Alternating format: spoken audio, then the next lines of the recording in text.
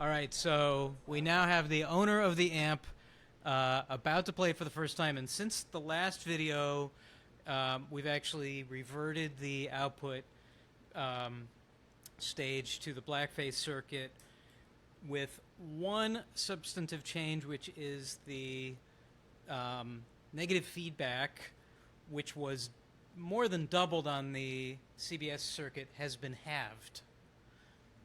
So Alex is very familiar with this amp. Let's see what he thinks about it.